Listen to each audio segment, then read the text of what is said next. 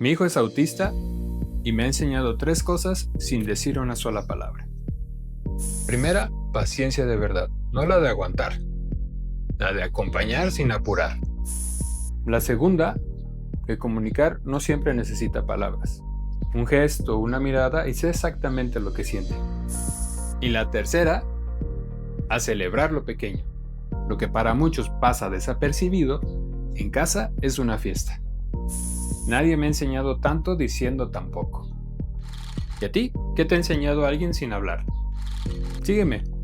Más historias de Papá Azul aquí en Mentetea.